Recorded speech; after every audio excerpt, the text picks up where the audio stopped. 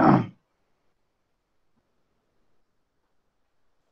morning, sir. Good morning. Good morning, sir. Good Good morning, morning. sir. Good morning. Good morning, all of you. And once again, I welcome to the last session of MEG1 today. Please mute your microphones. Okay, so today will be our last session to interact, and I hope that in the meantime, I have tried my level best to give you some idea on the British poetry of belonging to different ages, and this basic idea would help you a lot to get yourself prepared for your examination. So today we shall be giving a final touch to MEG1, particularly by concentrating on two books, that is book 9 and book 10. So book 9 and book 10 altogether, they deal with the modern poetry. So dear learners, when we talk about modern poetry, then we should have an idea what exactly we mean by modern. In what sense it is modern? So forgetting this poetry part or forgetting this, literary part, if we simply talk or try to analyze a word modern, then if I say someone that he or she is very modern in her approach or modern in her attitude or modern in her temperament, then obviously we mean that modern in her dress or modern in her some quality. Then we obviously mean that she is up to date. Up to date in what? Up to date in the present trends that is continuing. So in a very simple word, if you want to give a meaning to the word modern, then modern means to be at par with or to be in the to be up to date with the contemporary trends or the existing trends. So in that situation, if you say that every poet is modern, because metaphysical poets were contemporary, updated to their contemporary situation, or Victorians are contemporary, or even after Victorian, we find the Edwardians or Georgians, they were also very much up to date to their contemporary situation. So in that sense, Good morning, sir. good morning. So in that Sir, which sense, book, sir, which book blocks were nine, started now? book 9 and book 10, the final blocks, final two Okay, blocks. sir. Okay. Okay. So, in a general sense of the term, if we try to analyze the word modern, that is to be up to date with the existing trend, then it will not be sufficient for modern poetry. So, what exactly we mean by modern poetry, so far as poetry is concerned, or modernism so far as the literature is concerned. So, modernism is a term. Ism means a theory. Ism means a theory. We have Hinduism, we have Buddhism. So, the theory, the principles that deal with a particular concept is ism. So similarly, the ism or the theory that deals with modernity, so far as literature is concerned, is modernism. So modernism is a term in a very, I mean, direct way. If you say that modernism is a term which refers to an utopia vision of human being. Utopia vision of human being. What is utopian? The most ideal form, others. Utopian. It refers to an utopia vision. The poet will have a prophetic vision of an utopian society, an ideal society, Ramarajya, what is it? So utopian vision of human being and society, and a belief in progress and moving forward. So modernism is a concept, the literary concept. The concept is based on the vision, utopian vision of human being and society, and a belief in progress or moving forward. So how the present situation, the existing generation that will move forward move forward towards an utopian world, an ideal world. So this idea came to the genius of the literary personalities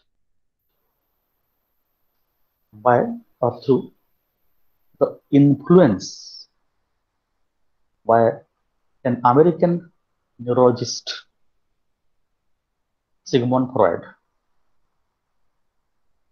So the idea of modernism is an influence influenced by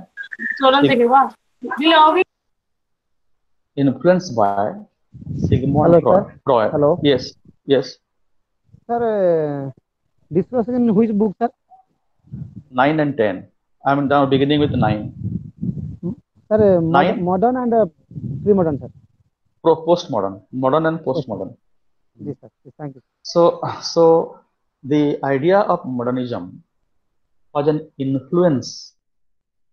I told you what exactly you mean by modernism, an utopian vision of human being for a society and belief in the progress or moving forward. So this was an influence. The modernism was an influence by Freud, Sigmund Freud, an American neurologist, or who was the believed to be the father of psychoanalytical theory, mind.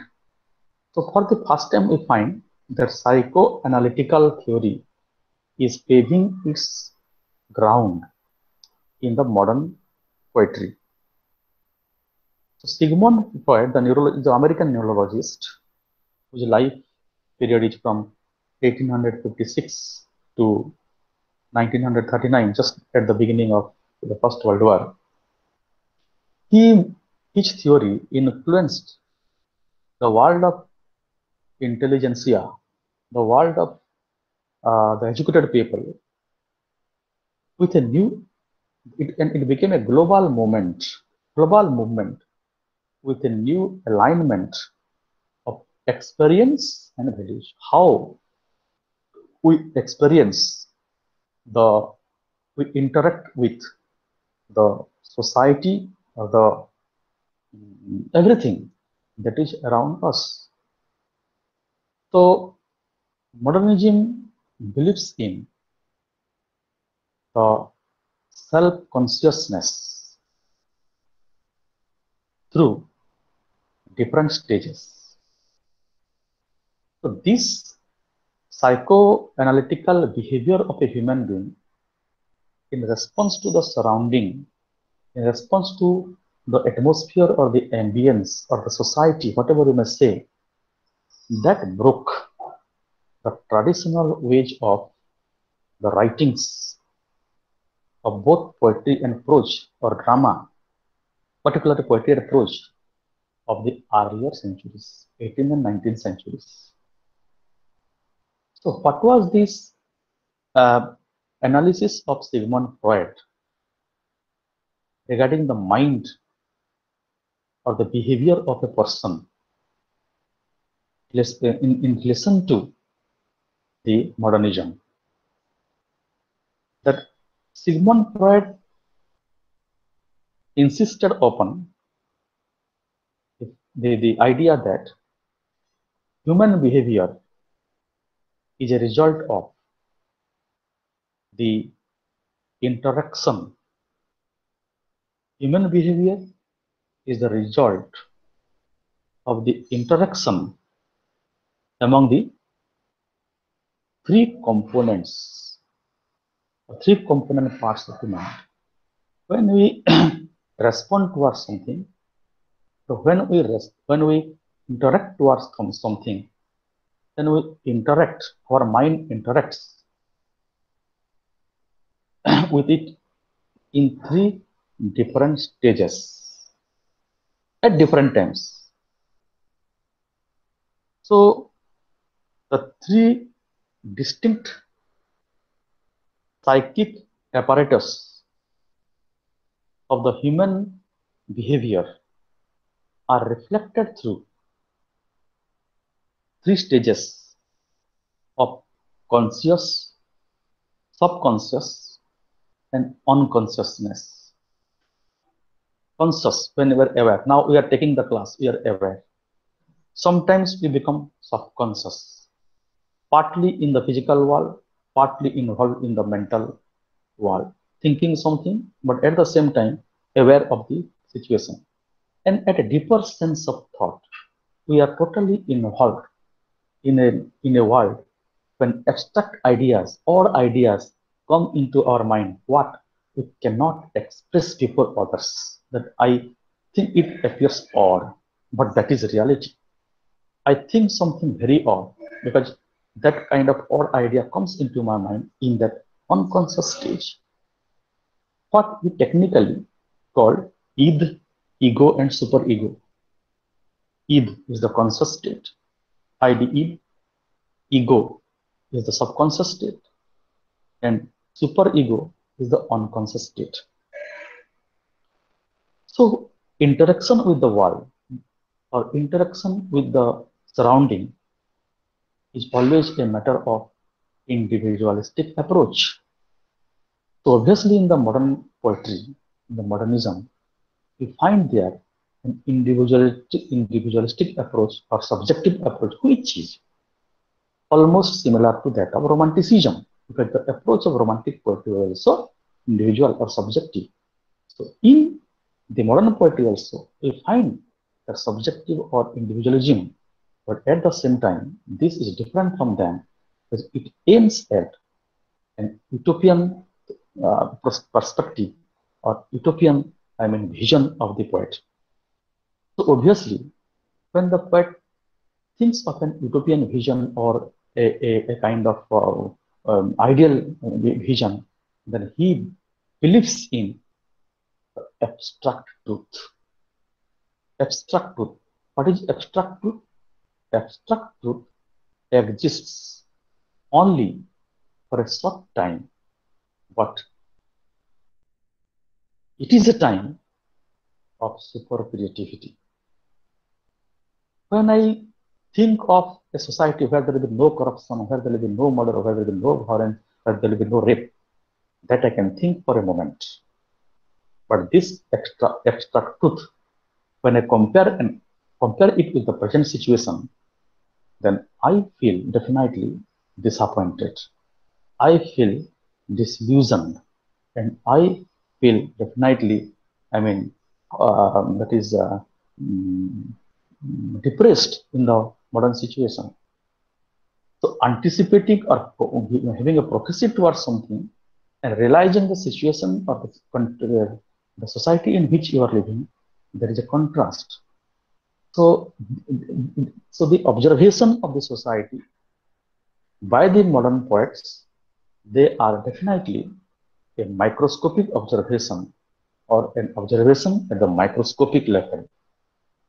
And to the most, to the innermost part of the observation, they insist upon, and their mind makes a journey, or their minds go towards a journey, intellectual journey, to find out the root, to find out the microscopic cause of the things that are taking place in our society.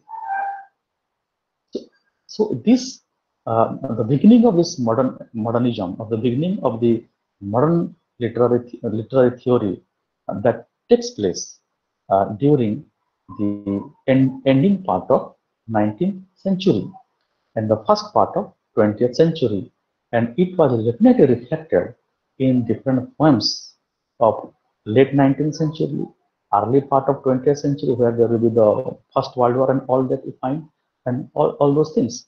So now, so if these are the points, these are the questions, then what do we find in the idea of modernism? In particular, we find five five characteristics that are associated with modernism. They are individualism, experimentation of life, absurdity, or oddity, absurdity, symbolism, and formalism.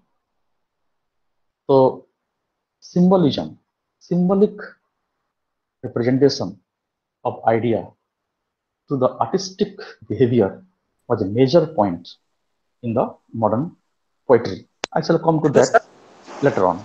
Hello, sir. Once again, say Yes. 5 characteristics. Okay.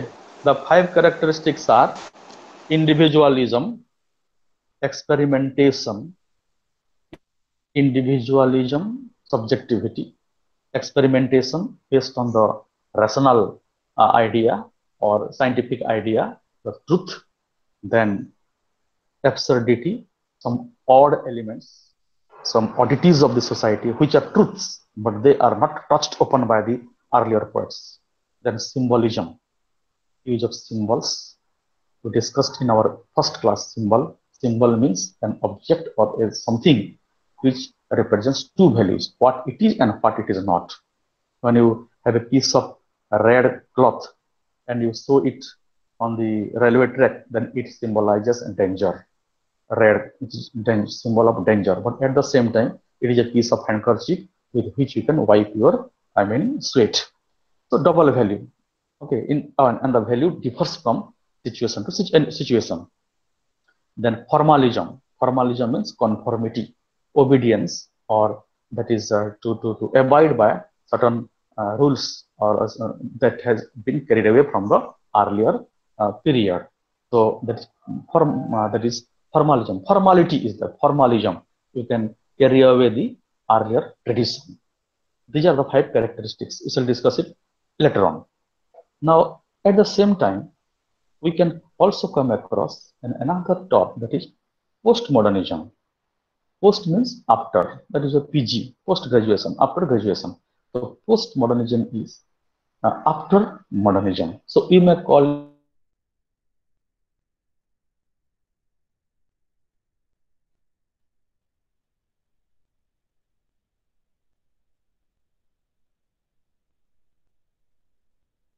of modernism.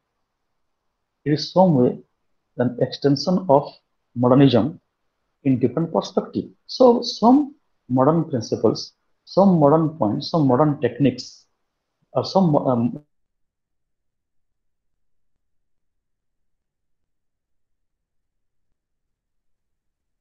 is continuing with postmodernism. So what is and I have already told you what is their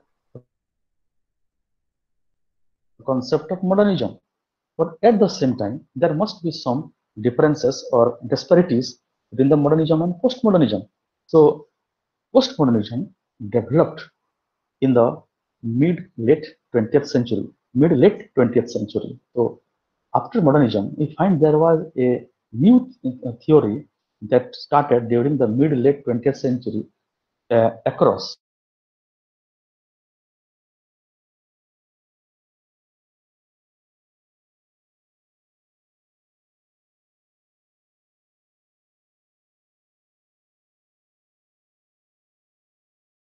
departure from modernism. So otherwise, let me explain you that postmodernism can be defined as an attitude of skepticism, an attitude of skepticism. So it is non-conformist. So skepticism against tradition, against religion, and postmodernism is very much managed through irony, ironical representation. So I have discussed what is irony. That is to the literal meaning is contrast to the intended meaning. What you want to speak is different from what you intend to convey is different from what you have stated. And there was a rejection towards grand narratives. You won't find the projection of the idea to the big narratives, grand narratives, grand narratives and ideologies that associated with modernism. So modernism is associated with grand narratives, grand ideologies, but postmodernism is not like that. It reflected upon the common aspects of human behavior, the common aspects of human theory, the common aspects of human ideology in a very truthful manner, in a very honest manner. Of course, they are the chapters which are which are not disclosed earlier. So they have penetrated into, or postmodernists penetrate into the undiscovered world by the modernists. So it is something in that way, a deeper penetration into the object of art, which was left by, which was not discovered by, or not innovated by the modern poets. So obviously, postmodernism includes objective reality, morality, truth, human nature, region, science, language, and social progress. So you may call it a continuity of modernism, but it also differs from modernism in some other way. So postmodernism is characterized by a tendencies of self-consciousness, self-referentiality, moral relativism, and pluralism. They are characterized by the tendencies towards self-consciousness, self-referentiality. The poets, the individuals reference to the particular object. It is a self-analysis and moral relativism, morality.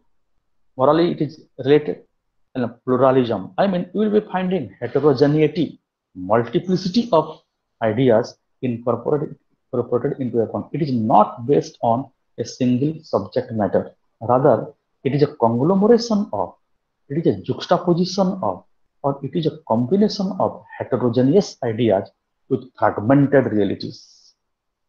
Fragmented, part.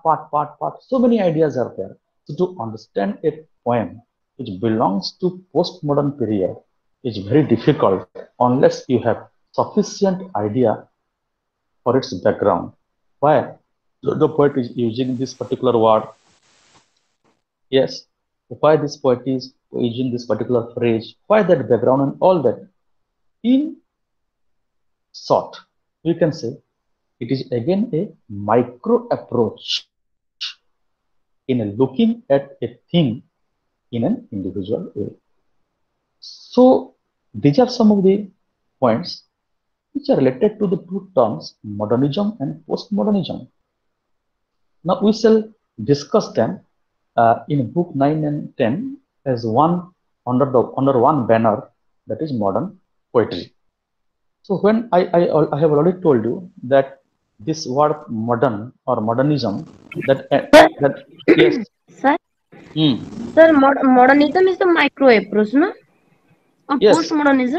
it is also postmodernism is also a continuity of modernism, but Yes, sir. it explores certain things which are unexplored by the modern poets. Okay. Some odd things which are not touched by the modern poets. So Yes. you must simply call it is an extension of modernism in some other way. Okay, sir. So then when we come to modern, Sir, yes, Postmodernism developed in mid-late 20th century across, across Europe, I think. particularly France, England, America also, because this was invented by the American neurologist, that is Sigmund Freud, and other are also there. So when I talk about modern poetry, now as I told you that modern poetry begins towards the end of 19th century, latter part of 19th. Well, first part you find the Victorian. After Victorian, you find some parts Edwardian and then Georgian. So after the Edwardian and Georgian, we have the moderns. So towards the end of 19th century, you can get it in your page number 5, 6, 7 of your book number 9. What I am discussing right now. So in what sense it is modern? As I told you, that modern poetry broke the past. It is deviated from the past. It broke the past with a rebellion against the Victorian poetic fashion. We discussed the Victorian poetic fashion in our last class. So it broke that tradition, that Victorian poetic fashion and Victorian poetic standards through diverse directions. But at the same time, we must not ignore the fact that many modern poets were indebted to the Victorian poets such as Browning, Hopkins, and Arnold. So what I'm trying to say here is that when you find a new age or new literary tradition or a new group of poets or a dramatist and all that, they obviously do something new. They obviously start a new trend, but it is not 100% new. It is not absolutely new because they are definitely linked with the previous generation. So even if we call modern poetry is a breaking point or a rebellion against the Victorian tradition or Victorian poetic fashion or Victorian standards, at the same time, we must not ignore the another fact that some of the modern poets, they are very much indebted to, they're very much grateful to some Victorian poets like Robert Browning, like Hopkins, G.M. Hopkins, Gerard Milne Hopkins, and Matthew Arnold, who are discussing the Dover Beach and all that. So, what did they reject? Or what was the points of rejection of the Victorian subject or Victorian standard or Victorian fashion of poetry? That the rejection of the conventionally visual and smooth poetic diction. So they rejected the visual, the ornamental, the decorative, the high-sounding language of the Victorian poets. Because the simple language is used by the Romantics, Wordsworth. Again, when you come to Victorian, the language is ornamental, the language are high-sounding, the language is visual. So once again, in modern poetry, that kind of a visual language, conventionally visual language in poetry, that was replaced with the smooth poetic diction, because visual ornamental diction in poem would no longer articulate the raw, crude, and disturbing psychological experiences of life in a society which very quickly witnessed two great world wars with a global disturbance and global anarchical situations. So those situations, global anarchical situations, the global anarchy was already handled by some of the novelists of that late 19th century, like D.H. Lawrence and James Joyce. Because you will come across these poets, James Joyce and D.H. Lawrence, who are very much dealing with the psychoanalytical or the psychic problem of the characters. So the attention was focused, the attention was shifted from the physical world to the psychological world of the characters. What we feel mentally is more important than what we interact physically in the society. I mean, there was a shift of value from the physical aspect to the mental aspect. This was a major point so far as the modern poetry is concerned. So the tradition of Lawrence, D.H. Lawrence and James Joyce, because James Joyce invented a technique that is in novel what he calls a stream of consciousness. It is related to that Freudian theory, stream of consciousness, because sometimes we are involved in a chain of thoughts, a chain of thoughts in our conscious stage. And that chain of thoughts determines our personality, it determines our vision, it determines our observation to the situation, and it brings out a moral value. It brings out it brings out some utopian value for the society. The stream of consciousness technique, which was invented by James Joyce in her novels, that we find in that we find its entry in the treatment of poetic technique in the modern poetry. So we find that in the modern poetry, there is a point of affinity, there is a point of linkage, there is a point of relation between the Victorians, some of the Victorians, and the the modern poets, and it is the what is the linkage? What is the affinity? The affinity is the absurdity and irregularity of diction. Because in the poems of three poets that I mentioned right now, Victorian poets, those are Robert Browning, Matthew Arnold, and Gerald Manley Hopkins, three poets. They use the language which are different from the other Victorian poets. The diction, the style of language, the language was language of absurdity and irregularity. You don't find rhetorical use of language in the poetry. Rather, it was the language of absurdity, oddity, and irregularity. Regularity is not there, and in the diction, and imagination through rapid succession of associations. They will they have depicted their imagination through rapid succession of association with different objects, association with different stories, association with different myths, association with different mythologies, and all Hello, that. sir. Yes. Robert Browning, Hopkins, and another poet. Who? Another Who are- poet is Matthew Arnold. Matthew. Arnold, Arnold. Matthew you, sir. Arnold. Okay. Please mute your microphone. Okay. So in the modern poetry, we find there a syntactical obscurity. Means when you read through the lines, mostly you don't find any rhythm or rhyme in that. You find the obscurity in the syntactical design or the designing of the lines. And that is a permanent legacy, that remains as a permanent legacy of the modern poetry. Even if you today find any poem in any language, you won't find rhyme and rhythm. It is totally a free verse, what we call free verse. So the style of free verse, the use of syntactical obscurity remain as a permanent legacy of modern poetry. Then there was in modern poetry another technique, another point we find there is the use of ambiguity, complexity. You read a modern poem, it is the language is very simple. The language is not so very, lexical. You don't need to follow a dictionary frequently.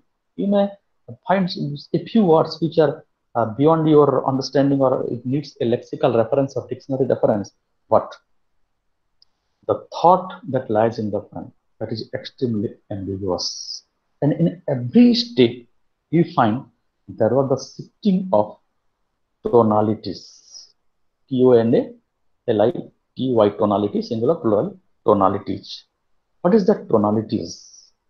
The tonalities in literature is the attitude of a writer or the attitude of a poet towards a subject and the audience, means the reader.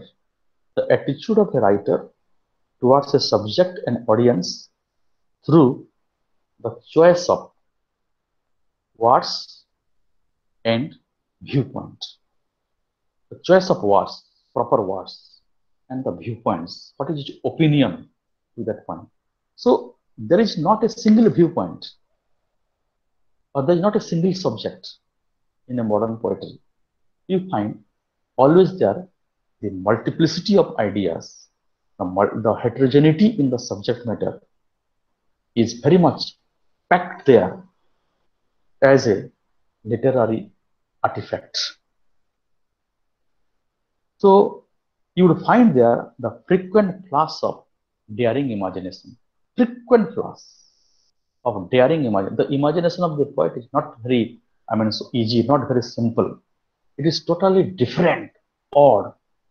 So, and to present that oddity before an audience is definitely a daring attempt, because you'll find you'll face a lot of criticism, you'll face a lot of challenge because of your imagination, because this is something very odd. It is against the conventional flow of imagination, conventional representation of ideas.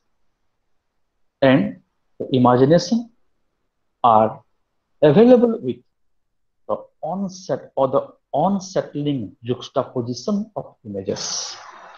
The images that will be used there will be unsettling. It will not be settled. I will take some examples first. I'll just focus on certain points. How there is the unsettling juxtaposition. Juxtaposition means the combination of varieties of ideas. There is varieties of mixture, you may say, mixture of different ideas. Juxtaposition of images, counter perceptions. One perception will be there, and again upon it there will be a counter perception to anticipate the behavior of a modern technique. So these are some of the modern techniques used in the poem. And very importantly, in modern poetry, we find there is the concept of poetry and the concept of location, the concept of articulation of the poem or poetry, and the concept of the poem's value are not in the ideas or autobiography of the poet. Because when you go to the earlier poems, the autobiography of the poet was having some value so far as the poem is concerned. But in modern poetry, the autobiography is just for your knowledge. The autobiography has nothing to do with that.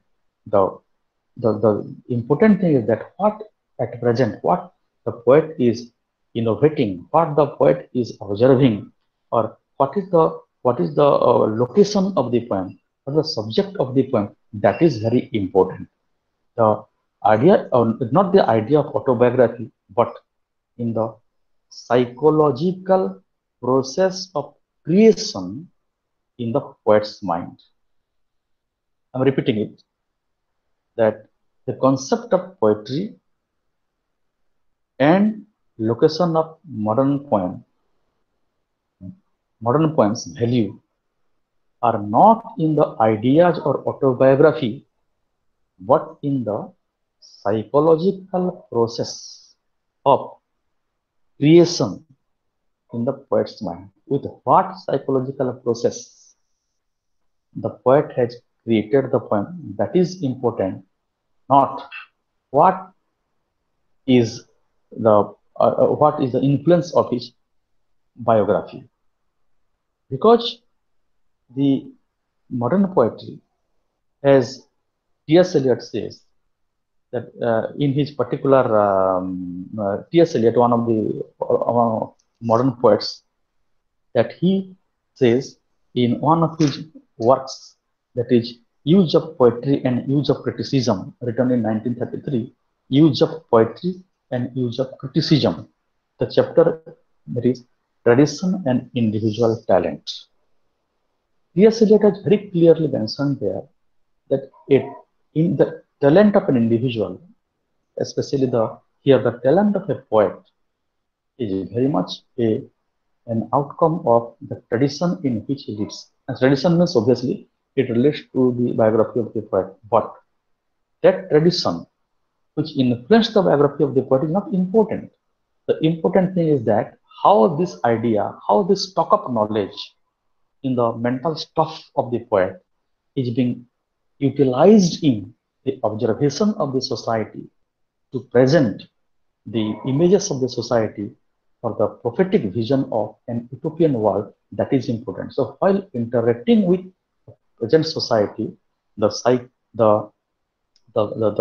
mind of the poet, the psychoanalysis of the mind of the poet is very important. So modern movements, in that way, the modern movement amounts to a rejection of the expressivist art categories. Means expression, what you express is not important, but what you intend under your expression, ironical, what you intend to express under your intent, what you intend to say under your explicit expression is very much important. And it is, this idea is indeed, indeed the deviating the Aristotelian theory of mimetic representation. Aristotelian theory of mimetic, because when you go to the mimesis theory, that means because in your criticism paper you will get the mimesis theory. So when in second year, but when you go to mimesis theory of Aristotle, it's a very ancient theory of Aristotle and Plato, followed by the others. That mimetic is a Greek word. It has come from a Greek word mimesis, mimesis, mimesis. So mimesis means the act of imitation, copy, anusarana, the act of imitation of life and other things. So what is the act of imitation? When I write something, because they are particularly dealing with poem and drama during that time. So when an art is presented, or when somebody is writing or a drama or a tragedy or a poem and all that, or an epic, then what do? They copy the things which are taking place in the society. They just copy it. So when I draw the picture of a tree, then I create the picture first in my mind. So how do I create the picture in my mind? Because I have seen a tree, a real tree in my life. So when I have seen a real tree in my life, I copy that tree in my mind and I bring that to the piece of paper. So when that paper, when a tree is there on the paper, then it is twice removed from the reality. Because the first reality is that a tree that I have really seen. The second reality is that I created in my mind, and the third thing is that it is on the piece of paper or something is written on the piece of paper. So an art is twice removed from the reality, and it is a mimetic one, it is a copy one, it is an imitation one. So the literary meaning of that mimesis, it conveys the universal traits or universal objects, and it teaches a moral positive value to the modes of personal conduct. So mimesis means, in the literary sense, that when mimesis theory conveys the universal truth. It conveys the universal truth and teaches the positive moral values and modes of personal conduct. The personal conduct of a human being, the personal conduct of an artist is being projected through some objects of nature by imitating it or copying it. So the modern poetry is not like that. The modern poetry is a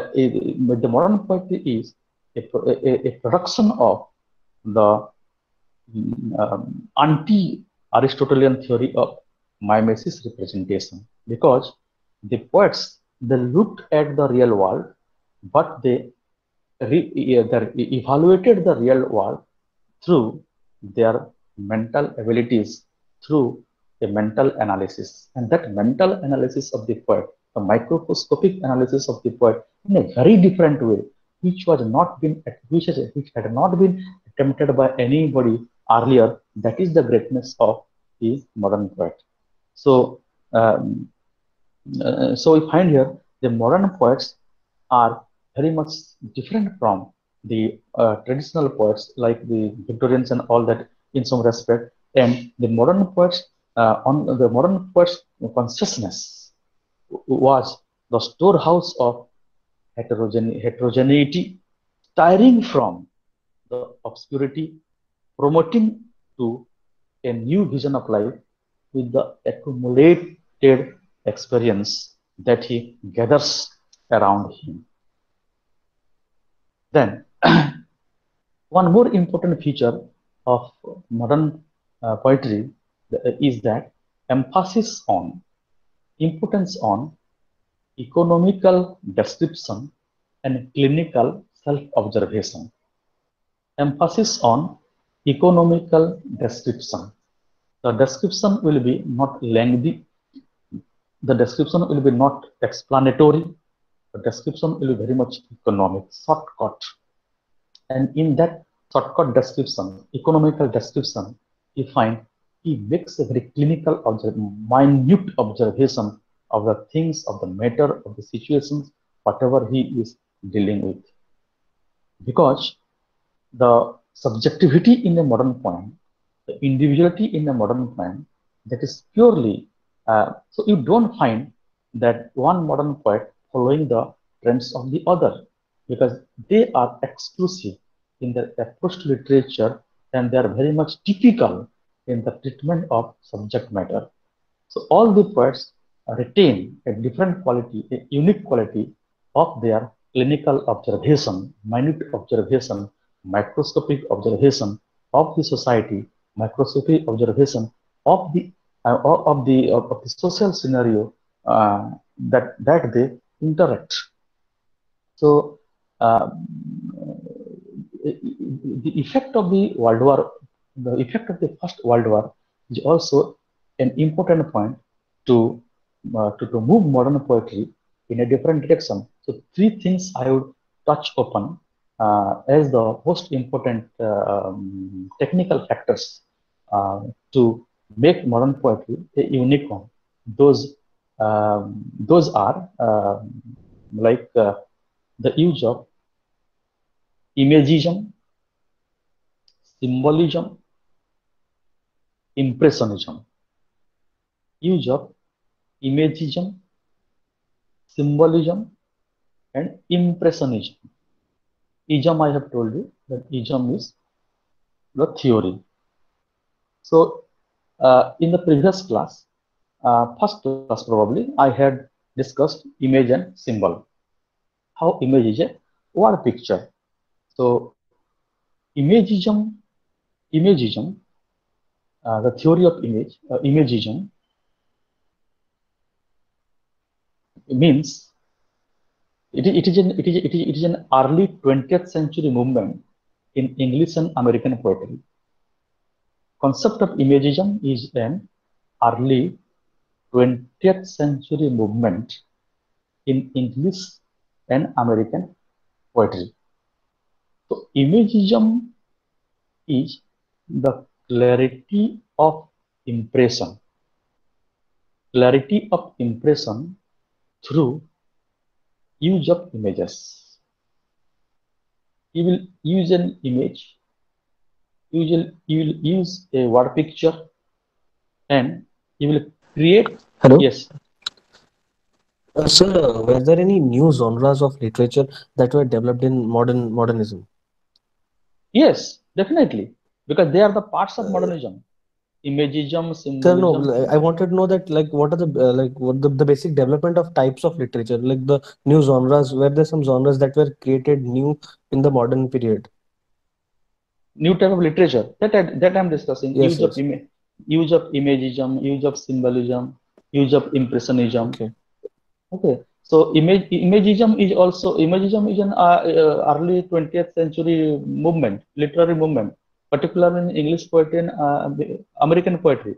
And imagism aims at the clarity of impression through use of images. When the poet will use different images, the poet will try to make a clarification of what his impression on that particular image. And his impression is definitely totally different from the other people. So suppose he's presenting a picture of a bird or a tree or something like that. Then towards that picture or bird, there is an impression, general impression of people, or the general an objective impression. But the poet will create a different impression on that particular image, and will make it clear for a definite purpose, so far as his poem is concerned. Sir? But moral, yes. Sir, each poets are different and unique in their style, right, sir? In modern Yes, poem. yeah, they are different. That is why they are Okay, modern. sir. Okay. Then this philosophy of imagism, or the theory of imagism, was very much furthered by some of the literary critics like T.E. Hume or Ezra Pound, all that. So the other critics like there are also the poet T.E. Hume, Hulme, T.E. Hume, and Ezra Pound, and even James Joyce. They very much furthered the theory of imagism in their works, in their novels, and even in their poems. So another element that we find, that is symbolism. That is the use of symbols to represent ideas or qualities. Use of symbols to represent the ideas or qualities. Let us, so if you take an example, for example, if you take a phoenix. Phoenix is a bird, a mythical bird, which burns itself at the end, and from the ash, again the new bird is created. So it is a general notion that the bird phoenix is very much a symbol of, I mean, regeneration, rejuvenation, I mean, cyclic process of life. But when that kind of an image is used by the poet like T.S. Eliot in his poem Wasteland, the chapter Burial of the Dead, Death by Water, we find that he's referring to the immersion of the deities like Goddess Durga, immersion in water. So why does Goddess Durga is being immersed? So he's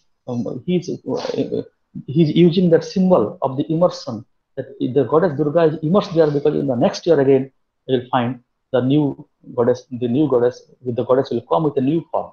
The regeneration is necessary, the cyclic process is necessary, because it is the path of this the world. So when other poets have used phoenix, the poet has very much taken an image from India, from the Hindu myth of the concept of immersion, the concept of visarjan. So because he has a wide range of knowledge, when he was a reader of Gita, Bhagavad Gita, and Buddhist philosophy and all that, he could use that.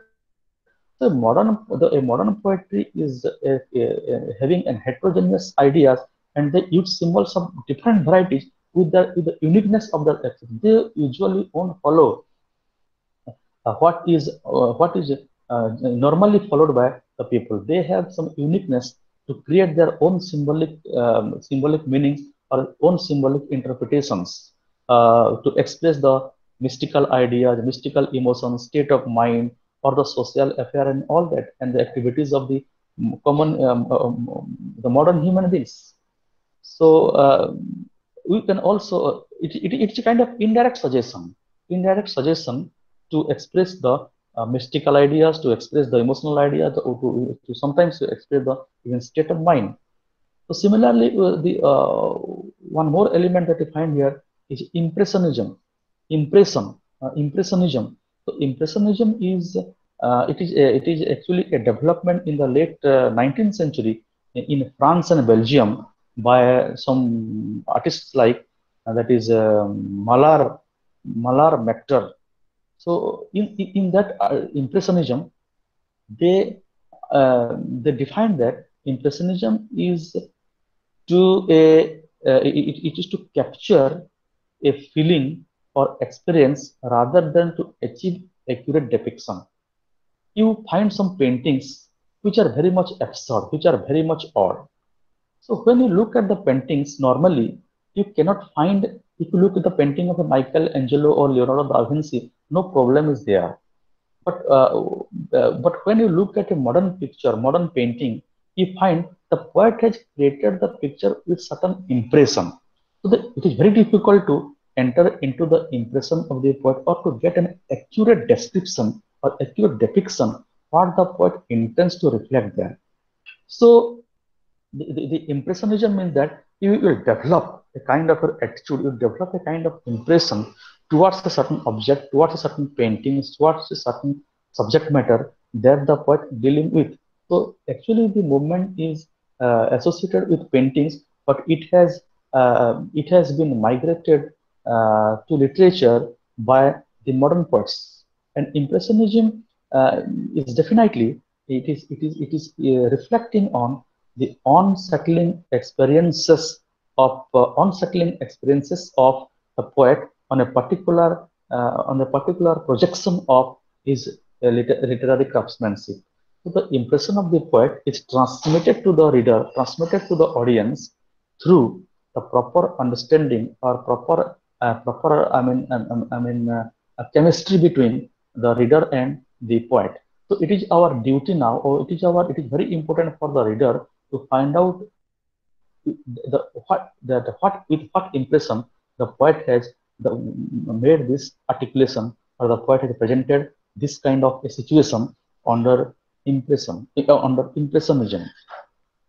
So uh, um, finally I can say that the modern poetry or the modern literature is a juxtaposition of disconnected impressions. You will not find a continuity. Rather, from one line to other, you will find that there is a total diversion, or there is absolutely no, it is delinked so far as the continuity of thought is there, because the poet will jump from one idea to another idea. So a lot of heterogeneous ideas, a lot of heterogeneous impressions, a lot of heterogeneous symbols, a lot of heterogeneous images are very much associated in a modern poem as the as it is a representation of the fragmented realities. The fragmented reality means the ugliness of the modern situation through multiple planes. Multiple planes, because when you go to the poems of T.S. Eliot, the most eminent poet of the modern age, then you find the poems of T.S. Eliot like The Westland, or The Four Quartets, or The Hollow Man, or A Wednesday, or Love Songs of J. Alfred Prufrock. All those poems, they very clearly they express the hollowness of modern human being, or the decademic culture of the modern civilization, to different planes, to different levels. And he very much uses a heap of broken images of the European civilization, particularly the English civilization. So uh, in that idea, in that progress, we can say that the modern poetry, which began in the late part of 19th century, uh, by the Georgian Hello, sir. poets, Hello, or the yes. Sir, Hmm. in which page this Yes, I'm listening. these things we found? You can get this in the first 7 pages of book 9, Okay, the sir. introduction section. Okay, sir. Thank you. Then okay, so so the modern poetry, if we go to the beginning of the modern poetry, then modern poetry was having its beginning by the conservative Georgian poets of the end of First World War poets. So because why I call them conservative Georgian poets, and the conservative Georgian poets are like Walter de la Mare, or the Siegfried Sassoon, or Rupert Brooke. These are some of the poets who were the Georgian poets during the time of George V and the First World War time. And because even if they were conservative in the sense of the continuity of the earlier Victorian legacy, they they use some imagery, and they use something new, that is the imagery and symbols to portray their impressions, and that made them a little bit different from the Georgians. So they ironically began. So when they continued the tradition, they ironically began a rebel against the Victorian gentility. And at the same time, we find another poet who is coming under the British poetry, even though he is an American poet, that is Robert Frost. So even though he is American, Robert Frost, he turned against the Romantic tradition by choosing the localized authenticity of the rural New England. New England is in America. So Robert Frost also contributed some of his literary genius for the development of the modern poetry, because he uh, followed the techniques of the Romantic poetry, that description of nature and all that. But when you go to Romantic poetry, then Romantic poetry was meant for the treatment of nature, uh, for the sake of giving some moral values to the society. But Robert first dealt with nature of course, the nature of America, New England, but each philosophy of treatment of nature was not for the moral upliftment of the people, of the readers, but rather each philosophy was to give a lesson, practical lesson to his readers, that how a particular situation in nature is always a condition to teach us some practical knowledge which cannot be denied. You can challenge, you can deny the philosophy of Wordsworth, the mystical quality of nature and all that. You can challenge the sensuous quality or the moral treatment of nature by kids, but you cannot challenge the treatment of nature that is associated with the philosophy of Robert Frost, because Robert Frost's poem always presents a particular situation in a nature that he confronts, and from the confrontation he derives or he finally concludes with a practical lesson to life. So the teaching or the moral of Robert Frost's nature poems are always objective. They're not at all subjective. Because some of the poems which of Robert Frost, that is the road not taken, the stopping by the woods in a snowy evening, the wood pile. So in those poems you find that what the poet is saying. The poet is a very famous line of Robert Frost in the stopping by the woods in a snowy evening that the woods are lovely, dark and deep. I have promises to keep. I have miles to go before I sleep. So how does he end, how is he ending the poem? The woods are lovely, dark and deep. Woods, the jungle. The woods are lovely. So it is appearing lovely, but underneath it is dark, it is deep, and I have promises to keep. I have miles to go before I sleep. So he is presenting the symbol of wood here. Wood is becoming here the symbol of life. So our life is always what does he say? The life is beautiful. Life is always beautiful, but you have to realize its beauty. It is a precious gift of God, but you do not know what is there ahead, because life is totally uncertain so far the future is concerned. So he has divided the life into three phases: present, past, and future. The past is dead, but the experience of the past is very much useful. The experience of the past must be utilized in the present, and the present must be prepared to deal with the future. You must keep hope for the future, because without hope, the present will be meaningless. And the present will be meaningful only when it is utilized with the experience of the past. So past is never dead. Past can be utilized in the present. Present is the only living time when you can do by keeping hope in the future. So woods are lovely, dark and deep, because life is a struggle. Everybody has to struggle. So, but in that struggle lies the beauty of life. When you are struggling, you must keep hope for the future. So these are some of the I have miles to go before I sleep. Till the death, I have to go.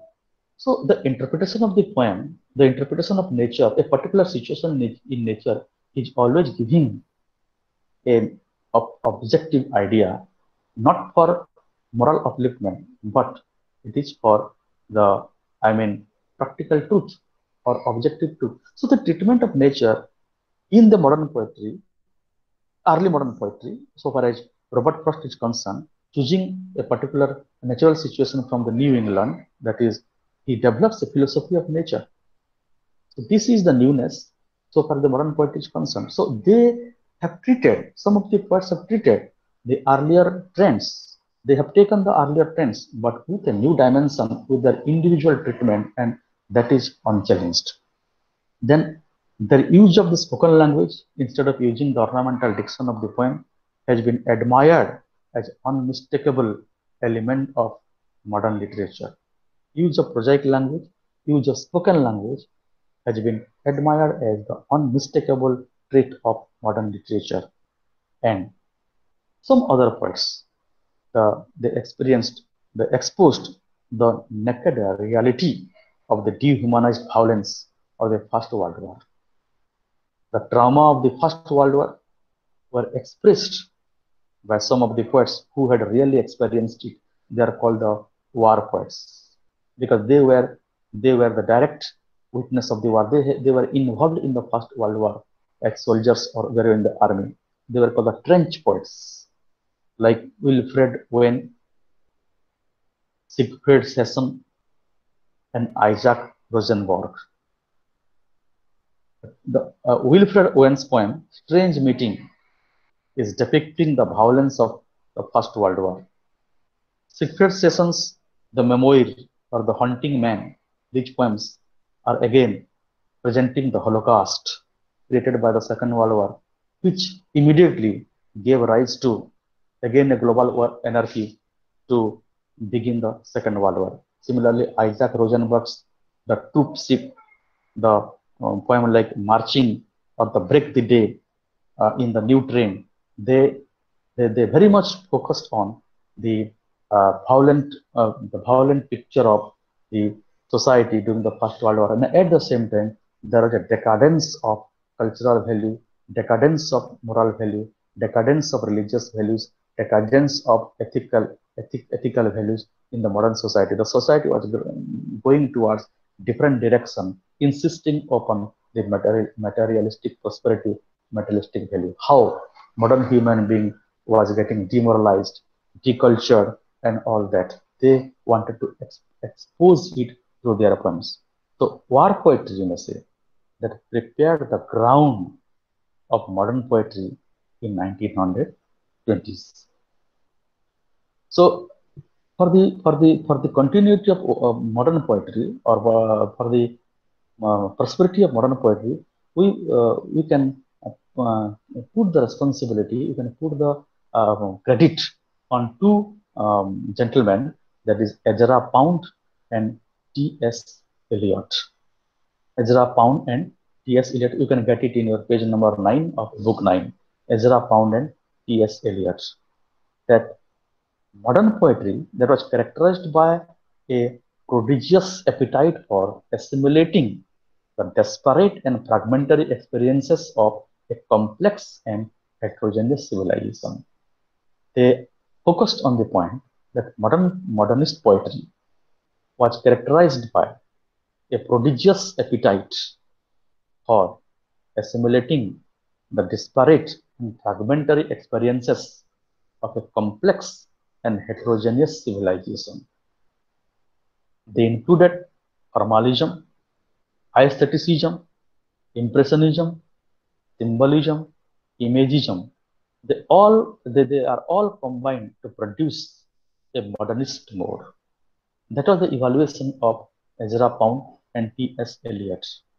That is the combination of formalism, aestheticism, impressionism, symbolism, imagism.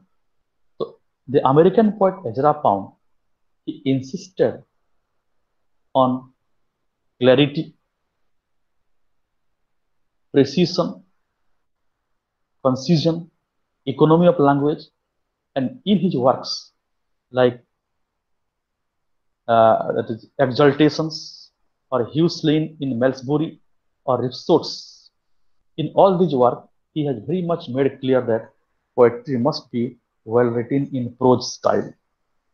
Poetry must be well written in prose style, and there should be dynamic interplay of images from time to time, and the concentration on economic expression, the concentration on ironic persona, the concentration on emotional variety should be the mental ability of the poet to make the modern poetry exclusively different from others. And one important thing that he insisted upon is the self-examining, self-deprecating persona. The poet is a self-examining, a self-deprecating persona, timidly withdrawing from the tradition of passionate impression and confession.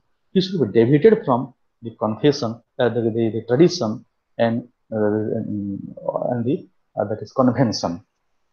Similarly, T.S. Eliot, he emphasized on a genesis of new form that is harmonious without being closed and rigid. His aesthetic importance was equivalent to the fragmentation, rootlessness, and lack of belief in modern European civilization. We shall come to those points later on, but I will just now have a touch on the beginning of the modern poetry so far as W.B. Yeats is concerned, because W.B. Yeats, one of the major poets so far as the modern poetry is concerned, we say that it is told that, or it is literally, pointed out that W.B. Yeats is the first modern poet and the last romantic and first modern, because the romantic technique of poetry that continued, and it met its end in W.B. Yeats' early poems.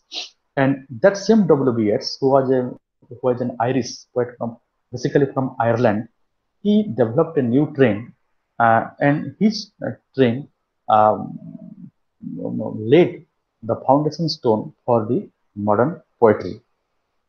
And for the development of poetry towards a new direction, that is modern poetry, he also received the Nobel Prize in 1923. So the life period of W.B. Yeats is from 1865 to 1939. William Butler Yeats, W.B. Yeats. So it is W.B. Yeats. In your page 21 of book 9, you will find W.B. Yeats. Everything is there, page 21 onwards. So W.B. Yeats was having an Irish background. So you see, when he died just at the beginning of the Second World War, 1939, his life period is from 1865 to 1939. So he was closely associated with the British national movement or British freedom movement. So because of that his association with British freedom movement, he had a strong historical awareness and passionate vigor with the coarseness of experience, the hardness of experience. And in his biography, if you go to his biography, you can find how he had a very unfortunate experience to lose his love, that is Maud Gonne, who was the daughter of a military general, and due to the frustration in his love affair, W.B. Yeats wrote a number of love poems without taking the name of Maud Gonne, and his unsuccessful love affair, his unsuccessful love has been very much identified with some of the devastating love affairs of the mythical origin or the mythical stories of Greek literature that we shall discuss. So, broadly speaking, we can categorize the literary career or poetic career of W.B. Yeats into two phases. The first phase is romantic escape, and in that first phase, he has written a number of love poems which are very much symbolic, obscure, and mystic.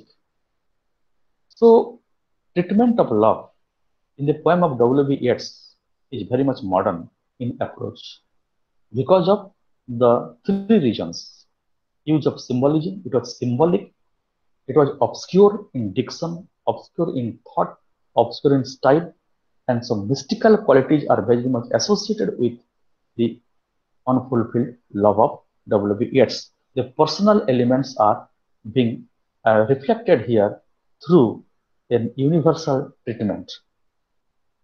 And the second page, what we call the matured, the second page is called the nostalgic spirit of a pure world. The nostalgic spirit, nostalgia, I understand, to remember the past. So the nostalgic spirit of a pure world. So here in the second page of his poetic career, he was very much influenced by the pre-Raphaelites that I discussed in the earlier class. Pre-Raphaelites, the pre-Raphaelite techniques. Quest for an identity, quest for the search for an identity because of his failure in love, because of the bitter experience of life, and because of the disillusionment in life faced by W.B. Yeats. So these are the two phases of his poetic career in which we find the two types of literary trends that he dealt with. And particularly in the second phase, the mature stage, we find there the treatment of the subject matter of a dichotomy of flesh and spirit. How there is a dichotomy of flesh and spirit.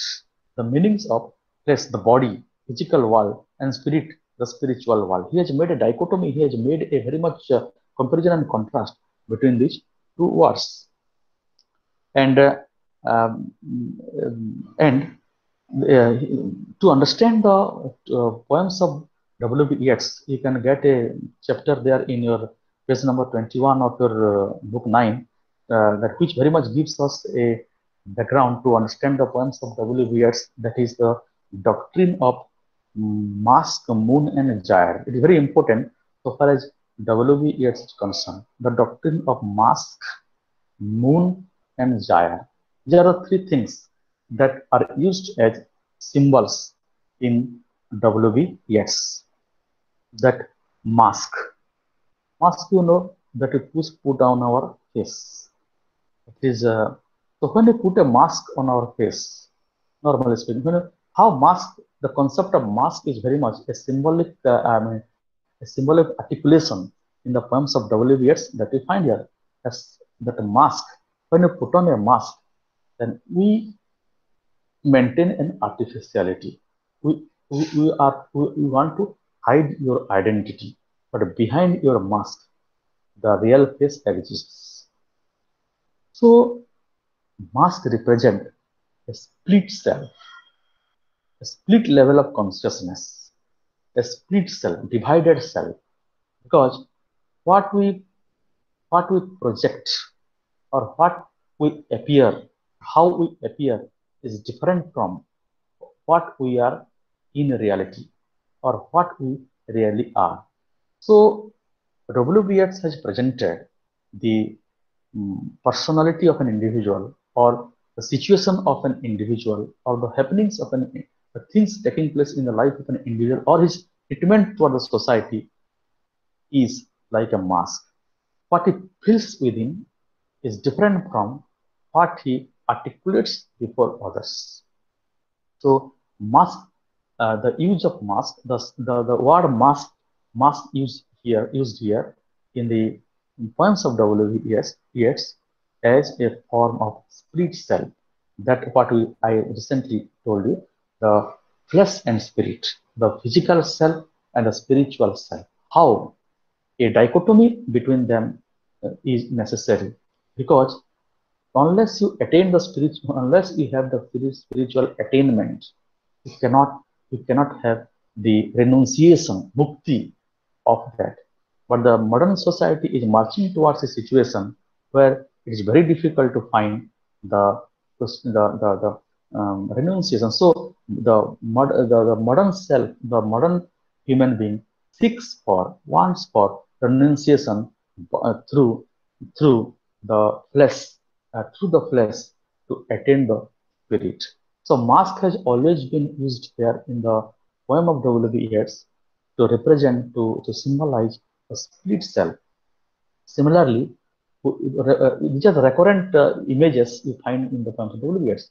Similarly, when you go to moon has been used here as a symbol of the fickle fortune, changing, because you see the position of moon or the function of moon, the lunar activities in the cosmos, because in a particular fortnight, when the moon develops from a smaller size and shape to become a full moon, and again from the full moon it diminishes, it goes on diminishing, and it becomes dark night. So there is a continuous growth, and after attaining its completeness, it again goes on diminishing. Similarly, the fortune, the luck of a human being is very much flickering, very much very much fluctuating in this modern world, because his own luck, when it was supporting him, and at the same time his same luck, it made him frustrated to lose everything. So he has a symbolic representation of moon in by choosing not only his own choosing from the images from his own life, but choosing from the images and symbols from the Hellenic fold of life. I mean, the Greek fold, the mythical fold of life. And one more important thing that we find the uniqueness of WBS is the use of Jayar. Gyre, Jayar. Jayar means two cones are intermingling with one another in the opposite direction. So let me give you a picture of Jayar so that you will be, if you want to see it, you can see and you can understand. The two cones are intermingled in the opposite way. This is the form of a gyre that I show you. A gyre. How see the two cones are there? Here two cones are there. Two cones. One cone is there, and the two cones are oppositely intermingled. So this is the most important period. This is the most important part of the. This is a gyre symbol. Gyre symbol. Okay. So when you find the gyre, two cones are intermingled in the very conical at their conical point, then the gyres they represent two eras or two epoch or two periods. As you find in our Hindu mythology or Hindu classics, we have four epochs. That is Satya Yug, Treta Yug, and Dwapar Yug and Kali Yug. So what is their rotation? That when Satya Yug ends, then Dwapar Yug starts. So, but the ending of Satya Yug does not end with a clear-cut line, and from that line onwards, the Treta Yug starts. It's not like that. I mean, when one epoch is going to be ended, you see the cone. First, the cone is white, then the cone is getting synchronized. So before it ends, before its ending, another cone in the opposite way has already started. I mean, when one epoch is going to be ended, before it ends, another epoch has already started and expanded. So the point of the intermingling, the point of interaction, the period that is very, very important, that is a period of transition. So where there is a symbol of the interaction of two ages. So the period of WB years was such a period that this was a period which was ending the earlier age of Victorian and Romantic temper in literature. And when it was ending, it is not fully ended. Rather, at the point of ending, the modern age has already started, and W.B. Yeats retains his poetic career in that position. So, the Jair is always a symbol of a phase of transition, a phase of change, but it is not a change when one age has completely shut down and the other age has started. It's not like that. Before the shutting down of a particular epoch or era or age or period, the another age, the new age, has already marked its beginning. So during that period, it is very important for the civilization, for the people, for the human being to get accommodated, to get adjusted. Because when we fail to accommodate in a particular situation in our life, then we lose our identity and we feel alienated and we feel estranged. So this period is very much important, and to highlight highlight on this period, he has written a number of poems which are very much suggestive of this existential conflict between the affirmation and renunciation. Because in some of his poems, you will find, particularly, I'll be emphasizing upon two of his poems, Leda and the Swan, and the Second Coming, or the Sailing to Byzantium or Byzantium. That while he is taking the classical ideology or classical myth for the subject matter of his poem, for the treatment of spirit, flesh and spirit, then what is depicting there? That Lida, who is a mythical character. She is being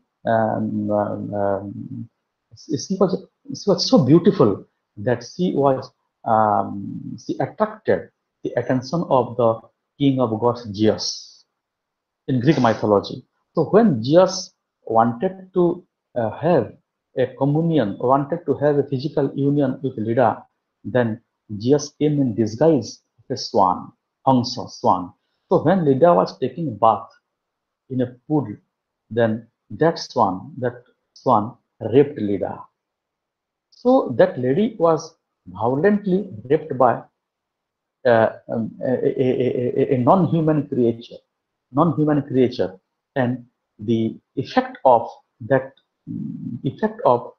non-human, the brutal act that made the lady so devastated that out of that rape we find the birth of she gave birth to an egg, and from that egg something unnatural we find the birth of Helen. Helen, the most destructive beauty in the Greek mythology. And because of that Helen, we find the great Trojan War that took place between the two great cities of Greece, that is Sparta and Greeks, to retain Helen. So the episode of Helen, the very creation of Helen, the very birth of Helen is from a rape, from a inhuman act, from a devastating act. So Helen's birth is made for destruction. Helen's birth is made for some devastation. So to highlight on the problem of Modgon, to whom he was loving, because if you go to the Modgon episode in the life of W.B., that personal episode linked with Modgon, that was devastating, that invited so many problems, devastation in his personal life. So how that Greek mythology, the subjective matter of the poet, is highlighted through a mythical suggestion for a greater symbol of the modern civilization. So WBS relates to Modgon to the violence around her, equivalent to the violence of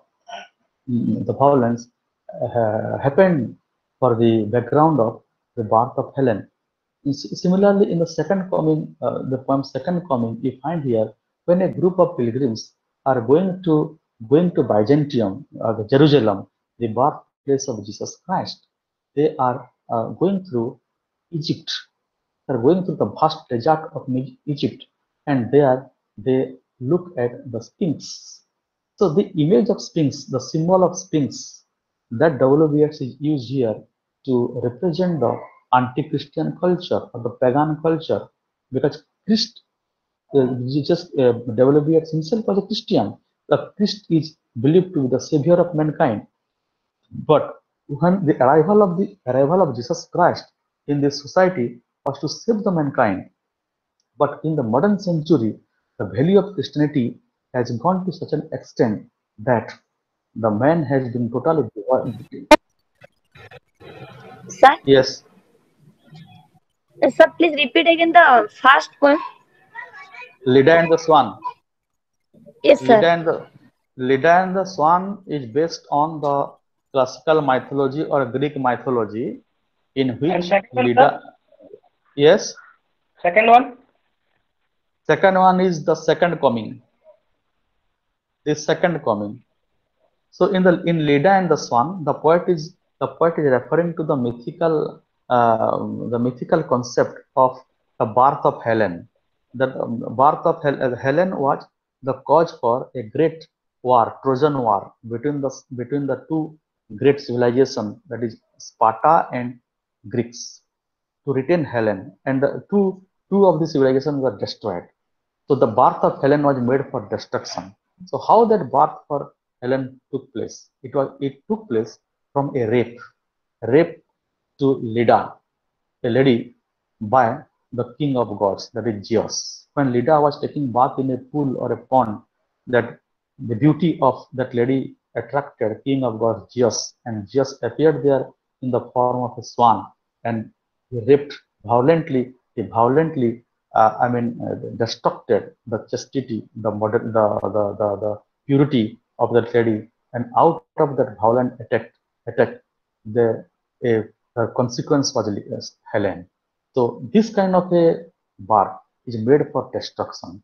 So W.B. Yeats has very much taken the mythical concept to relate it to the personal episode of his love affair with Morgan. That for Morgan, so many destructions, so many devastations has taken place in the Irish scenario, so far as his personal life is concerned. So he wants to say that some of the creations in this world are made for destruction. Destruction is necessary for recreation. So this kind of personal experience has been very much used by the poet with the mythical figures like Leda and the Swan. Similarly, in the second coming, a group of pilgrims who are going to the birthplace of Jesus Christ, Jerusalem, they are all Christians. But when they are going through the vast desert of Misr or Egypt, then they come across Sphinx. Sphinx in history you might have read. Sphinx is a huge colossal figure with a lion's body and man's head. So the Sphinx represents the anti-Christian era or pagan era, because before Christ, the Sphinx was made. So Sphinx is a symbol of, Sphinx is an imaginary reflection of the anti-Christian values. So when these Christians, when these pilgrims are going to Jerusalem and on their way, they come across the Sphinx, they feel as if the paws of the Sphinx are starting to crawl. So this kind of a feeling, this kind of an image, or this kind of a symbolic representation, it says that the anti-Christian values are attempting to enter into the society. I mean, what is the Christian values? Christian value is love for mankind, service for mankind, forgiveness. So all these moral qualities, good qualities, are no more in the modern society. That is where the Sphinx, the anti-Christian element, is starting to crawl. It is trying to enter. So at this particular point, the second arrival, the second coming of Jesus Christ is highly essential. This is the prophetic vision of the poet, that we have reached to such a situation in the modern society that the Christian values are again to be revived. There is a need of revival of the Christian values in the present society. So these ideas are very much there in the poems of W.B. Yeats. So W.B. Yeats, the beginner of the, you must say, two sense of the term, the real beginner of the modern poetry, by the use of symbolism, imagism, all that he also reflects the idea in another poem, the Easter 1916, and all that you find in your a particular chapter is there on W.B. Yeats, saying about the mask, about the moon, about the gyre, the second comings, that is Leda and the Swan, Easter 1916, all those things are there. So selling to Byzantium, some poems are being discussed there, that how there is a cyclical rise and fall of the civilizations, and that is endorsed by the symbolic moon and gyre. All these things are so there. So the Byzantium, or selling to Byzantium, there is a meeting point of pagan and Christian. There should be a synthesis. There should be a compromise. There should be an understanding between the pagan and the Christian values, the anti-Christian and Christian values, for the continuity of the civilization. But what the poets could find, that the anti-Christian elements are, the moral elements are very much getting devoid from the society. So he anticipates there should be the unity in oppositions of flesh and spirit. Let there be unity of opposition. Let there be a unity of materialistic and spiritual values in the life, so that the society can be saved. So this is W.B. Yeats' poem. With that respect, you can, focus, you can give justice to W.B. Yeats' poem. So apart from W.B. Yeats, we can find it incomplete if we do not touch on the most the pioneer of the modern group of poets, that is T.S. Eliot, Thomas Stephen Eliot. The life period of Thomas Eliot of T.S. Eliot is from 1865 to 1939. So T.S. Eliot, he was a critic, and he was very much a pioneer so far as the modern poetry is concerned. So he was very much influenced by the symbolist movement in literature by Arthur Simon. So when the symbolist movement was influenced literature, started by the philosopher Arthur Simon, that T.S. Eliot was influenced to articulate his literary genius in the manner of the new ideology or new literary trends. So his poems are truly the modern poems in the real sense of the term, and he would make the modern poem reach the zenith or success at the highest level. And we must not forget one important thing, that he was also a reader of Gita, Bhagavad Gita, and also the scriptures of Buddhism. So he had a vast sense of knowledge on the religious ideas of Christianity, Hinduism, so far as Gita is concerned, and Buddhism, and other also religious scriptures.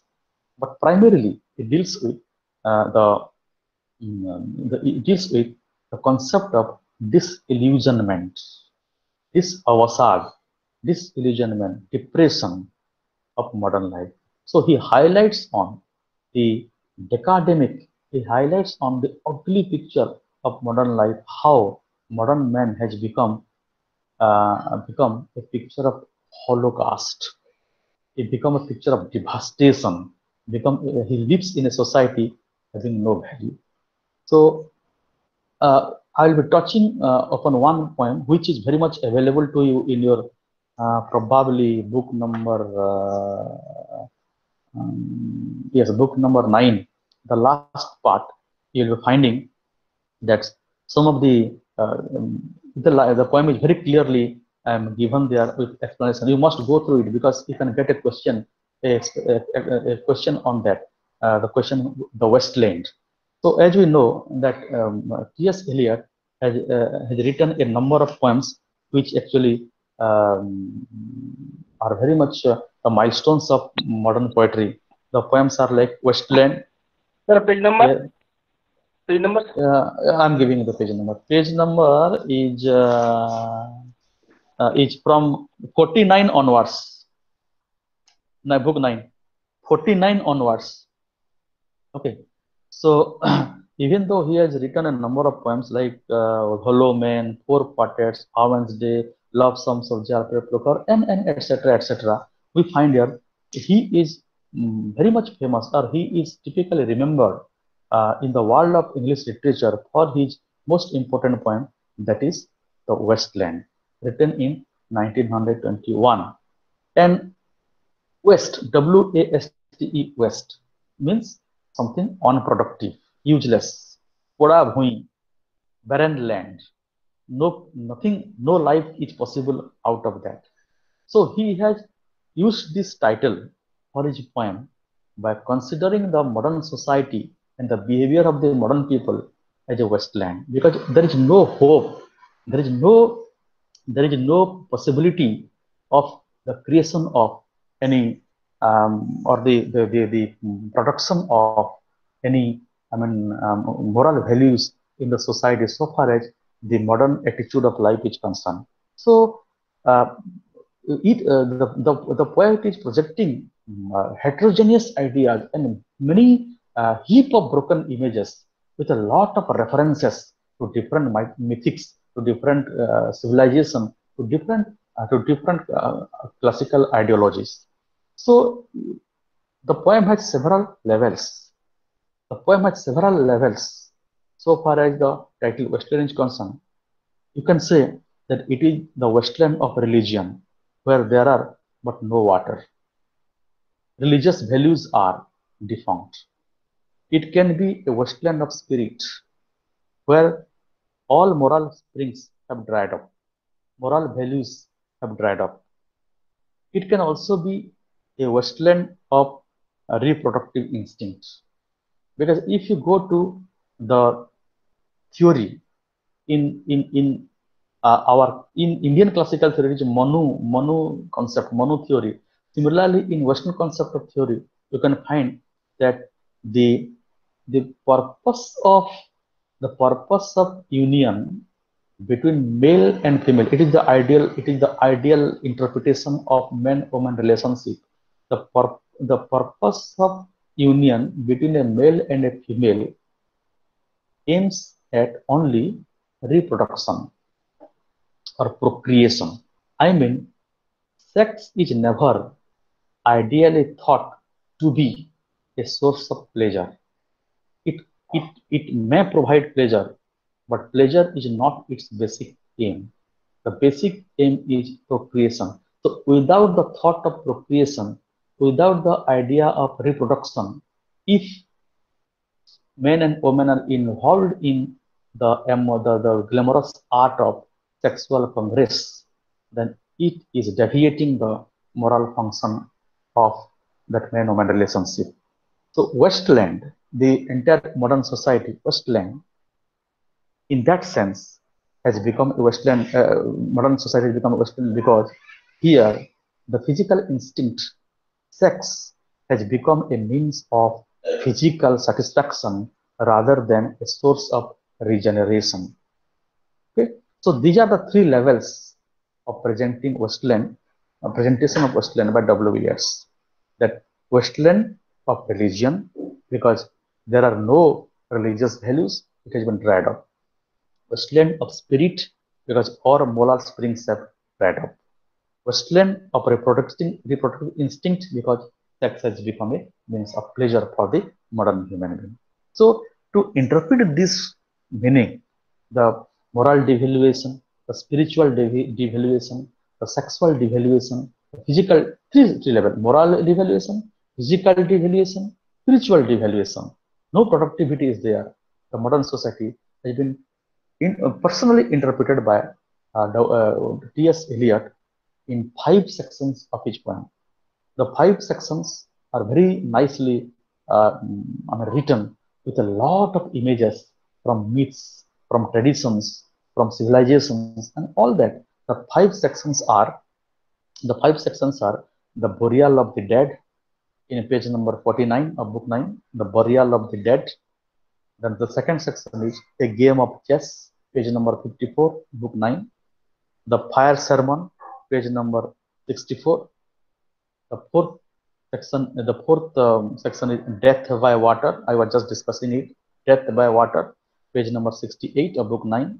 And the last section is what the thunder said, page number 69. So in all these 5 sections, the sections are very much given to you and interpreted. I'll repeat it. Yes. Okay. The first section is, the first part is the burial of the dead, page number 49, book 9. A game of chess, page number 54. The third section is the fire sermon, fire sermon, S-E-R-M-O-N sermon. Fire represents our desire, sexual desire. Fire sermon in page number 64. Death by water, page number 68. What the thunder said is page number 69. So when you go to these 5 sections of the poem, you will very clearly find how T.S. Eliot is very much explaining all trends of modern poetry that we discussed in our today while I started your class. So he has taken a number of images, a number of symbols from a wide range of subject matters. So you have to be very much careful because and for your information, everything is very much there in the note sheet of the text. You can go through the pages adjacent to it. You can get the text. So in that case, I will try to draw your attention to your page number 64. That is the fire and the fire sermon, where you find how here fire represents the fire of body, that is the urge for sex, lust, lust, sexual desire, and how in the modern society now procreation has become the secondary affair, and the art of intimate art of sexual congress is only meant for pleasure, forgetting its fundamental purpose to contribute generation to procreation. It is in page number 64 that is there, that how it is taken from a legend of the king of Tiresias. The king of Tiresias, it is there in page number 64, you'll find the king of Tiresias, how he was devoid of the power of productivity. So similarly, you find that there is a situation of the London society or European society, that there is a typist girl, and the typist girl has invited his, in the latest sense of the term, it is boyfriend, you may say, or invited the clerk of his office. So they are not married. But the typist girl has invited him to her house after the office work is over. So when the clerk is reaching her flat, then what is that? The clerk imagines that the typist must have finished her dinner and must be feeling tired and bored. Hence, she would be in receipt mood of lovemaking. That was the expectation of the clerk, the man. But with what intention he has gone? He has gone there with the intention to enjoy. So that man, that clerk, he tried his best to arouse her passion by caressing her, but she remains unresponsive because she's so tired that she's remaining unresponsive. Finally, being himself sexually aroused, he assaults her without any resistance from her. So he just engages himself in that art of physical union without any emotion, but just as a machine. So you see how the modern man's approach towards everything has become very mechanically represented by T.S. Eliot with a reference to the mythic of myth of Tiresias. So in that way, you'll find a very clearly, because no time is there, I will not touch in detail. Similarly, when we find the, ending of the poem, what the thunder said, of course, as I have told you, that modern poets are mainly, they leave the poem with an inconclusiveness. But at least in the poem of T.S. Eliot, when he describes this poem, Wasteland, he is ending it in the final section, what the thunder said, by taking his ideas from his knowledge of Upanishad, or because he was a voracious reader of Hindu classics. So he takes his idea from the Brihadaranyaka Upanishad, and in the Brihadaranyaka Upanishad, what the thunder said, how is ending his poem? In the Brihadaranyaka Upanishad, when Brahma, the threefold offspring, or the three-headed god, Brahma, the creator of the universe, he teaches lessons to all his sons. The three varieties of sons. The three varieties of sons are the human beings, the humans, then the demons, and the gods. So it is in page number 73, how from the Brihadaranyaka Upanishad, he is taking the concluding part of the poem, what the thunder said. So at the end of the poem, there is thunder in the sky. There's the possibility of rain. So the rain may bring, the rain may convert this wasteland to be productive. With that anticipation, the poet is ending the poem. But how this wasteland, the modern civilization, can be possible to be regenerated to a better world? Because in this society, also three types of people are living: the people having human behavior, the people having demonic behavior, the people having godly behavior. So this behavior of the people, how it can be modified to put that is there in the final section of what the thunder said, because the poem is ending with these words like that is Datta Dayadham Damyata Om Santi Santi. This is the ending of the poem. A Christian poet of England is ending the poem with some reference to Hindu Upanishadic views. Datta Dayadham Damyata Om Santi Santi Santi Om. What is that Datta Dayadham and Damyata is saying? It is very much clear in page number 73. That I'm just reading it for you.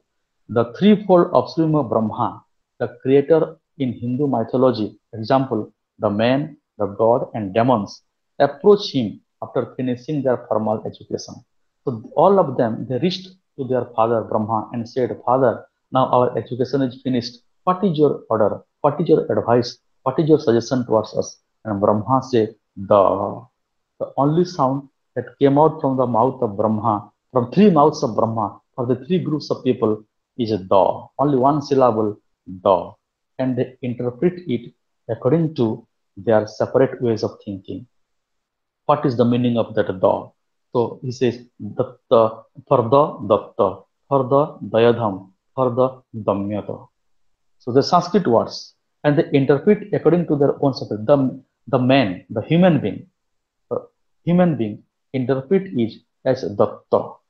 Datta means to give your love, to give your sacrifice, and to give your compassion, to give your service to the mankind. That will bring peace to the world, Santi, which means to give. And the demons, who are very much powerful but cruel, the demons interpret it as Dayadham. Dayadham means compassionate, Daya. Give your Daya, which means to be compassionate. Give compassion, don't be aggressive, don't be cruel. Give Daya or exercise your Dayadham towards the humanity for its prosperity, for its existence. And the gods interpret as Damyata, because the gods are very proud of their capacities, and they are having an eternal life. So what would they practice? They would practice Damyata. Damyata means restraint or self-control. Control yourself. Don't be overpowerful. Don't be proud. Because when you control yourself, you can exercise your gentility. You can exercise your genial quality towards your mankind. So Wordsworth, T.S. Eliot concludes his poem with these two words. What the thunder is saying, the thunder is giving a sound, and what the sound is the, and from that sound, three interpretations are there. The three groups of people in the society will practice that Datta, Dayadham, and Damyata. Then only there will be Om, Santi, Santi, Santi, Om. So this is the conclusion of the poem with a very high quality subject matter, and truly modern, truly inspiring, and that makes T.S. Eliot a great poet. Everything is there in the text, you can say. Apart from that, in book number 10, you can find some other modern poets who are such as Dylan Thomas, Philip Larkin, Sylvia Plath, and Ted Hughes. Four other poets are there. Dylan Thomas reflected the post-war psychological scientific approach towards his poems, and you can find it in page number 14 of book number 9, and in some pages of book number 10 also some poems are there. Then if you go to Philip Larkin, another poet, American poet, but he is included under the British poetry, English poetry, in page number 30 of book number 10. He is belonging to a group who are called the movement poetry, and his poems like Toads, Church Going, etc. in page number 32 of 33 of book 10, he very much presents the dilemma of 20th century. The dilemma of what? Dilemma of modern man's morality versus reality. What he wants to be and what he really is. And he cannot quit, he cannot abandon his reality, because he is basically a man, or he is basically a person all that materialistic vision. If you go to Sylvia Plath's poem, you will find she is a confessional poet, because she glorifies the personal and private matters of her life, expressing the innermost secret aloud, freely, for all to hear. The poems like Lady Lazarus, in the book number 10 it is there, Lady Lazarus or Mirror, they very much reflect. These poems are there, and the poems are very much explained also. You can get the idea, because time is very short, I cannot go into detail. Similarly, page number 42 of book number 10, you find another poet, that is Ted Hughes. Ted Hughes presents the personal failure, the sorrow, the despair in the form of the modern, in general, in the form of the self-destruction of modern human being by the suicide tendency or self-annihilation. And he very much uses the image of that phoenix bird, how that phoenix bird goes for self-annihilation, self-born, and from that self-born, a new rebirth takes place. So how self-destruction or self-annihilation is a necessity for the rebirth of a new generation, that is very much the typical literary feature of Ted Hughes' poems. So you will, apart from T.S. Eliot and W.B. Yeats, two major poets, you can very much focus on these four poets that I just told you, because they are very much available in book number 10 with some of their poems in different poetic veins or modern trends. They are Dylan Thomas, Philip Larkin, Sylvia Plath, and Ted Hughes. So they express their ideas. Dylan Thomas is from 1914 to 1953, Philip Larkin from 1922 to 1985, and Ted Hughes is from 1930 to 1998, and Sylvia Plath is from 1930 to 1963. They are all post-World War poets. I mean, post-modern poets. So after the Second World War, usually they wrote their poems for in a post-modernist approach that we discussed at the beginning of the poem. Now, with this, I can end my lecture. Now you can ask me. Okay. Hello, sir. Yes. Hello, sir. I'm listening. Yeats and Eliot's also post-modern poet. No. Yeats is They are the modern beginner. W.B. Yeats is the beginner. He's the modern poet. He starts a trend. And T.S. Eliot is also modern poet. Eliot is a modern poet because Eliot died in 1939. Okay. And so from where to where is modern time, and where to where is postmodern? There is no specific line for that, but usually after the Second World War, we deal with the postmodernism idea. Second World War. Yes. Okay. Thank you, sir. Okay, welcome. So I think within these 8 classes, I have tried my level best to give you some of the ideas regarding British poetry, and I hope you have had some basic ideas, because the books are 10 books are there in 8 classes, and so much has to be covered. So I enjoyed my sessions with you, for your introduction, for your cooperation. So for that, I once again extend my thanks, and I wish all the best to all of you, to have a better result and to have a better academic career in your life, and all the best. All the best, and have a good day, and goodbye. Thank you, sir. Thank you very much. Welcome. Goodbye. Goodbye, sir. Goodbye, sir. Goodbye.